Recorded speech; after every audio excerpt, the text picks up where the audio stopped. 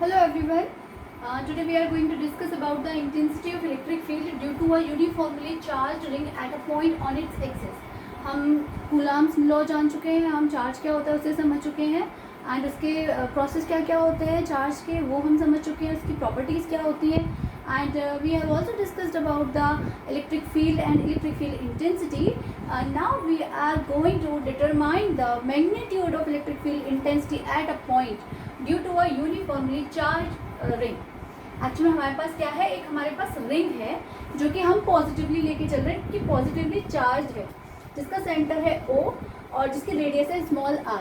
Suppose उससे x distance पे एक पॉइंट है P. यहाँ पर हमें इलेक्ट्रिक फील्ड की नेट इंटेंसिटी निकालनी है कि इस पूरी रिंग की वजह से यहाँ पे इलेक्ट्रिक फील्ड की इंटेंसिटी है क्या, वो हम फाइंड आउट करना चाहते हैं.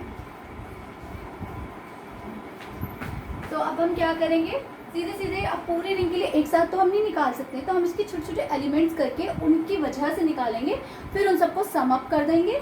और ये हमने पहले भी डिस्कस किया था कि छोटे छोटे एलिमेंट्स के लिए निकालते हैं, फिर उनको सम अप करते हैं या इंटीग्रेट करते हैं. देखते हैं यहाँ पे हमें क्या करना पड़ेगा. सपोज हमने यहाँ पे ए पॉइंट पे एक एलिमेंट, एक सेगमेंट ले लिया DL लंबाई का, और इसकी जो टोटल जब रेडियस आर है तो इसकी सर्कमफ्रेंस कितनी होगी 2πr. इसकी यूनिट लाइन चार्ज डेंसिटी जो हमने पहले डिस्कस की थी, linear charge density, surface charge density and volume charge density, ये तीनों हमने डिस्कस करी थी. तो लीनियर चार्ज डेंसिटी को हम किससे रिप्रेजेंट करते हैं, लैम्डा से. तो इसकी लैम्डा की वैल्यू क्या निकल के आएगी, Q upon total charge upon total length. Total charge हो गया Q, टोटल लेंथ हो गई इसकी 2πr. तो हमें इसकी लैम्डा पता है कि यूनिट लेंथ पे कितना अमाउंट ऑफ चार्ज है, यानी एकांक लंबाई पर आवेश की मात्रा को हम किससे डिनोट करते हैं, लैम्डा से. और इसे हिंदी में क्या बोलते हैं, रेखीय आवेश घनत्व. ये हमको इसका पता है. अब हम क्या करेंगे, हमने ए पॉइंट पर एक DL सेगमेंट ले लिया, इसकी वजह से हम निकाल रहे हैं सपोज पी पॉइंट पर इलेक्ट्रिक फील्ड की इंटेंसिटी. तो देखिए पॉजिटिव चार्ज है तो इसकी डायरेक्शन क्या होगी, अवे होगी ना. इसे हमने DE1 नाम दे दिया. ये स्ट्रेट लाइन है,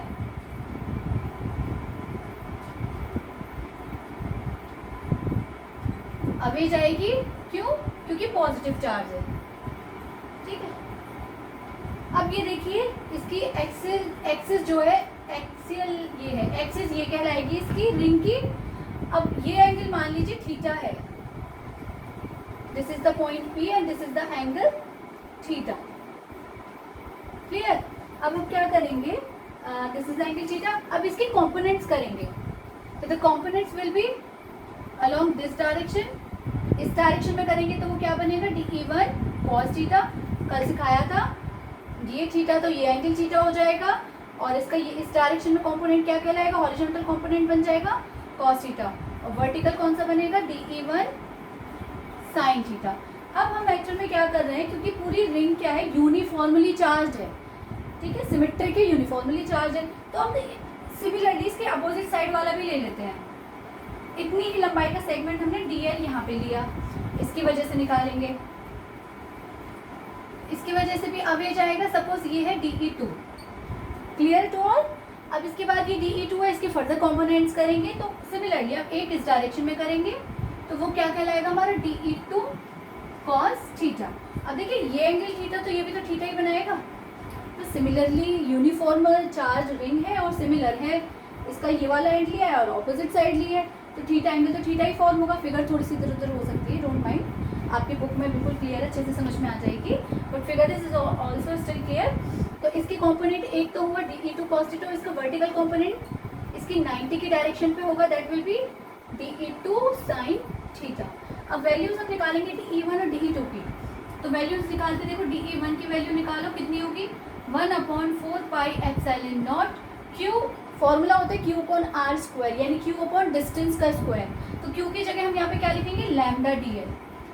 देखिए लैम्डा क्या है, यूनिट लेंथ की चार्ज है, यानी एकांक लंबाई का आवेश है. तो DL लंबाई का आवेश कितना हो जाएगा, लैम्डा DL. डिस्टेंस क्या है, देखिए ये डिस्टेंस हमें ये लेनी पड़ेगी AP. डिस्टेंस हम क्या लेंगे, इसकी AP. AP की वैल्यू कितनी आएगी, √R square plus x square. देखिए इस ट्रायंगल में देखिए, this is R, this is X, तो ये क्या बनेगी, √R square plus x square. तो यहाँ पे हम क्या करेंगे, जब डिस्टेंस का स्क्वायर करेंगे तो ऑटोमेटिकली जो आपका रूट है वो हट जाएगा, आपका सीधे सीधे यहाँ पे टर्म बनेगी R square plus x square. अब देखो इसके लिए भी कुछ भी चेंज तो हुआ नहीं है, लेंथ डी एल है, डिस्टेंस यही रहेगा। जब यूनिफॉर्मली चार्ज यूनिफॉर्मली रिंग है और जितना डिस्टेंस इस सेगमेंट का रहेगा इस पॉइंट से उतना ही इसका रहेगा, क्योंकि जस्ट इसके ऑपोजिट है। अगर आप चाहें तो देखो इससे समझ सकते हैं, ये हमारी चार्ज रिंग हो गई, ये इसकी एक्सिस हो गई। सपोज मैं इस पॉइंट पर निकालना चाह रही हूँ, तो मैं इसके अगर इस पॉइंट से देखूँ, इस सेगमेंट से देखूँ, या जहाँ मेरा थंब रखा हुआ है इस सेगमेंट से देखूँ, इक्वली आना है ना डिस्टेंस वगैरह सब। तो वही चीज़ यहाँ पर है, इसलिए डिस्टेंस सेम आएगा, इसलिए आपका जो मैग्नीट्यूड आएगा ना वो डिट्टो सेम आएगा। ये मैग्नीट्यूड है, इसलिए मैंने यहाँ पे वेक्टर साइन नहीं लगाया है।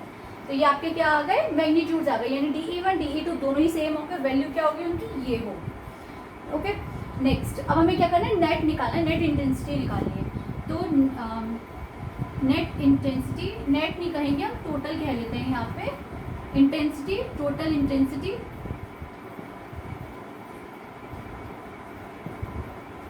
Due to vertical component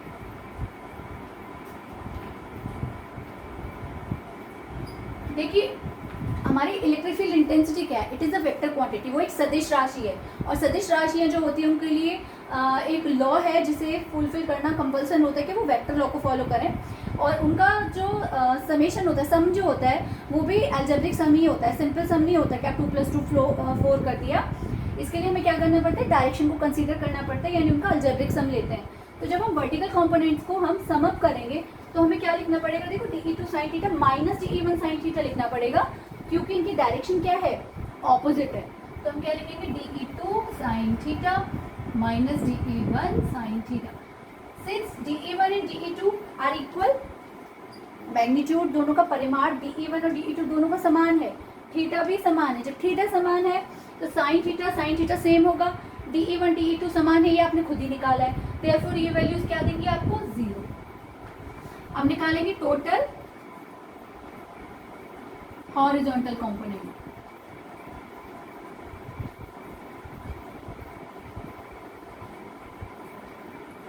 total बाकी चीजें ऊपर, total intensity due to horizontal component, तो वो कितनी हो जाएगी आपकी, DE1 cos theta plus DE2 cos theta. अब देखो DE1 DE2 सेम है, cos थीटा सेम है, तो ये ट्वाइस हो जाएगी टर्म टोटली।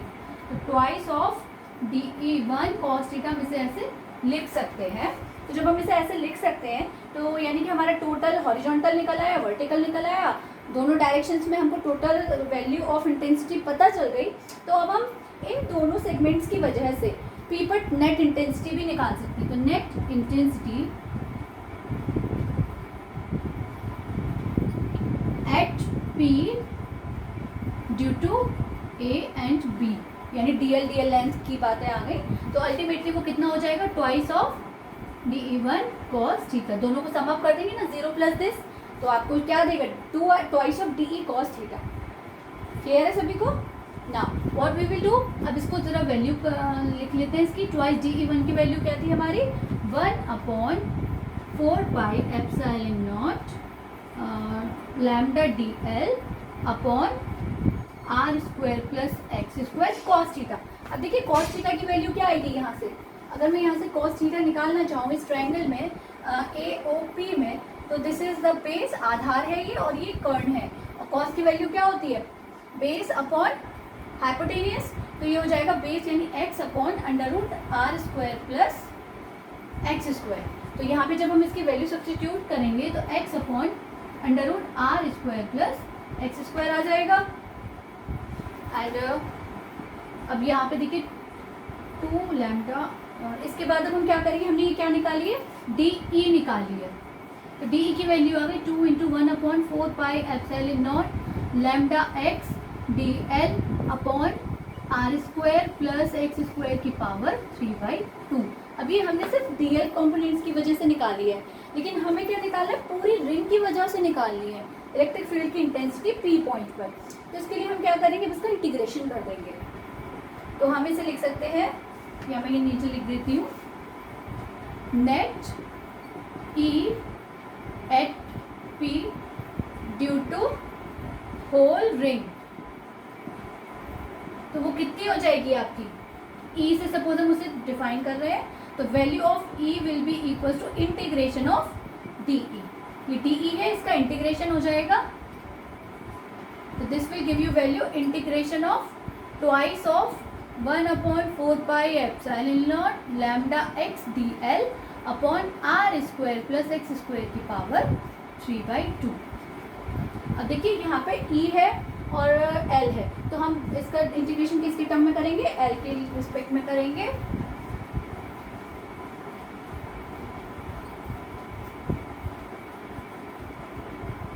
तो आपको सीधे सीधे जो ई की वैल्यू मिलेगी that will be equals to twice of 1/4 pi epsilon naught lambda x upon are square plus x square की power 3/2 into integration of d l. बाकी सारी चीज़ें कांस्टेंट की तरह ट्रीट की जाएंगी, बचेगा क्या, सिर्फ डी एल। अब डी एल का मतलब इंटीग्रेशन जब आप लेंथ का करेंगे, लेंथ के रिस्पेक्ट में करेंगे, तो एल आ जाएगी इसकी value twice of 1/4 pi epsilon naught lambda x upon are square plus x square की पावर 3/2। इस लैम्डा इंटीग्रेशन डी एल की जगह आएगी वैल्यू पाई आर। आप सोच रहे होंगे 2 पाई आर क्यों नहीं आई है बच्चों, 2 पाई आर का मतलब क्या हुआ, पूरी सरकमफ्रेंस, लेकिन हमें पूरी नहीं कंसीडर करनी है, हमको सिर्फ आधी के रिस्पेक्ट में इंटीग्रेशन करना है। देखो इसका निकाला, तो इसके संग इसका अपने आप आ गया ना, इस इतने जो हमने इतना सॉल्यूशन दिया उसमें इसके संग इसका अपने आप आ गया ना, तो इसलिए हम यहाँ से यहाँ तक के लिए निकालेंगे, पाई आर के लिए निकालेंगे, तो अपोजिट पाई आर का तो उसी के संग इंक्लूड हो जाएगा, क्योंकि यहाँ पे जो हमने ये जो निकाली थी इंटेंसिटी डी ई, वो इस वाले सेगमेंट और इस वाले आमने सामने की वजह से निकाली थी, तो इसी में इसके सामने वाला तो इंक्लूड आ गया, तो यानी कि अगर मैं इसके लिए निकालूंगी तो इसका अपने आप इंक्लूड हो गया, इसके लिए निकालूंगी तो ये वाला अपने आप इंक्लूड हो गया। ठीक है, आई होप क्लियर हो गया होगा आप सभी को। तो इसीलिए हमने 2 पाई आर ना लेके क्या लिया है, सिर्फ पाई आर। अब इसको थोड़ा सा सिंप्लीफाई कर लेते हैं, 1/4 पाई एप्सिलॉन नॉट, इसे हम लिख देते हैं लैम्डा, इस 2 को यहाँ से हटा देते हैं, 2 pi R into x upon are square plus x square की पावर 3/2। अब आप ज़रा इस टर्म को याद करिए, ये क्या है, ये देखिए, अगर मैं लैम्डा इंटू 2 पाई आर कर दूँ तो आपको क्या मिलेगा, क्यू, टोटल चार्ज मिलेगा ऑन द रिंग। तो 1/4 पाई एप्सिलॉन नॉट, इसको हम क्या लिखेंगे, q x upon are square plus x square की पावर 3/2। ये आपका नेट ई एग्जैक्टली निकल कर आ चुका है। ये होगा फॉर्मूला किसका, इसको हम यहाँ कॉर्नर में लिख लेते हैं,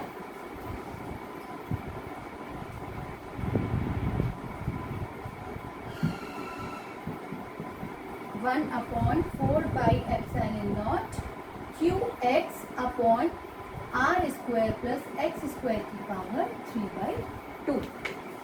पूरे को रब कर देते हैं।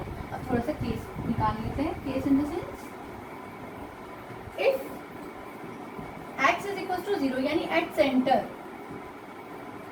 आप सेंटर पे निकालना चाह रहे हैं वैल्यू ऑफ ई, तो वैल्यू ऑफ ई सेंटर पे निकालने के लिए हमें x 0 करना पड़ेगा ना, ये x दूरी है, इसको हमने 0 करके यहाँ पर लिया है, तो अगर हम x 0 करते तो आपकी e क्या आ जाएगी, 0, यानी सेंटर पे e क्या होगी, 0 होगी। अब हम निकालना चाहते हैं e मैक्स, यानी मैक्सिमम कहाँ होगी e की वैल्यू, तो उसके लिए हमें इसका फर्स्ट डेरिवेटिव 0 करना पड़ेगा। ये मैथमेटिक्स में आप सबने पढ़ा होगा कि वो मैक्सिमम मिनिमा में आता है कि फर्स्ट डेरिवेटिव 0 रखते हैं और डबल डेरिवेटिव उसका माइनस है तो वो पॉइंट मैक्सिमा का होता है, तो यानी कि इसका जो अगर हम डबल डेरिवेटिव निकालेंगे तो वो माइनस आना चाहिए, वो आता भी है, आप चाहे करके देख सकते हैं, लेकिन हम यहाँ सिर्फ फर्स्ट डेरिवेटिव 0 करके इसकी मैक्सिमम वैल्यू निकालेंगे। तो del E upon del x 0 करने का मतलब सीधा सीधा क्या हुआ, del upon del x of this whole term E की वैल्यू क्या है, 1/4 pi epsilon naught q x into, इसको ऊपर ले जाते हैं, x square plus R square की पावर 3/2 माइनस में